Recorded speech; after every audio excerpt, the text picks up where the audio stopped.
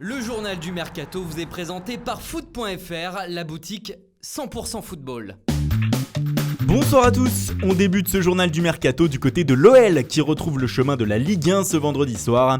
Cependant, les Gones s'activent toujours sur le Mercato et comme l'ont indiqué Jean-Michel Aulas et Juninho ces derniers jours, ils cherchent là où les bonnes opportunités pour finir cet été du renouveau.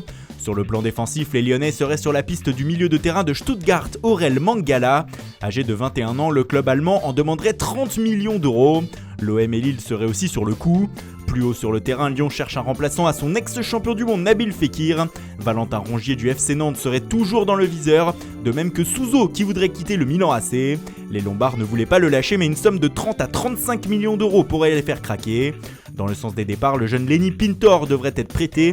Brest, Dijon et Troyes sont intéressés selon nos informations.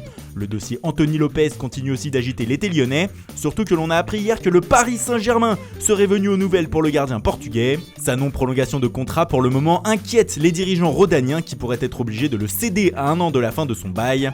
Enfin, Bertrand Traoré et Memphis Depay ont tous les deux indiqué qu'ils restaient à l'OL cette saison. À l'étranger, le Bayern Munich avait dans le viseur l'international allemand de Manchester City, Leroy Sané, mais ce dernier s'est gravement blessé dimanche dernier et sera absent de longs mois. Du coup, les Munichois penseraient à Ivan Perisic, qui n'entre pas dans les plans de Antonio Conte à l'Inter. Un prêt serait à l'étude. Les Interistes qui dans le même temps sont sur la piste de Sergei Milinkovic-Savic afin de renforcer leur milieu de terrain. Le voisin du Milan AC, lui, cherche les bons coups pour finir son mercato. Les Lombards surveilleraient toujours les situations du Marseillais Kevin Strootman, devenu indésirable à l'OM, mais aussi du défenseur français du FC Barcelone Jean-Claire Todibo. Les supporters rossoneri attendent aussi toujours la signature de l'attaquant de l'Atlético de Madrid, Angel Correa, que l'on annonçait tout proche il y a quelques semaines. Luka Modric en revanche ne viendra pas, comme l'a annoncé le nouveau directeur sportif du club, Zvonimir Boban. Dans le sens des départs, Milan a besoin d'argent et pourrait vendre ses plus fortes valeurs marchandes. On parlait de Souzo qui intéresse l'OL, mais on peut aussi évoquer les cas de Gianluigi Donnarumma et Lucas Paqueta que le Paris Saint-Germain a toujours dans le viseur. Enfin, André Silva qui devait filer à Monaco avant de voir l'opération capoter pourrait finalement être relancé par le club princier.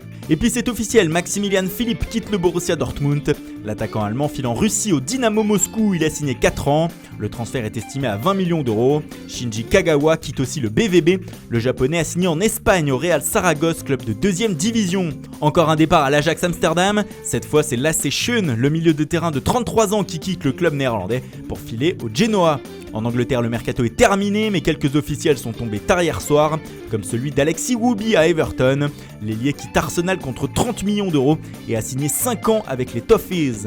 Manchester City a vendu son attaquant Brendan Barker aux Glasgow Rangers.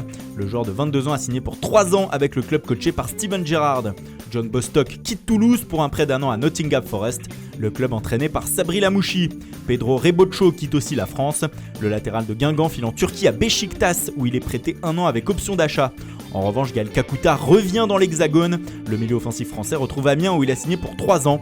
Il avait évolué avec le maillot Picard lors de la saison 2017-2018.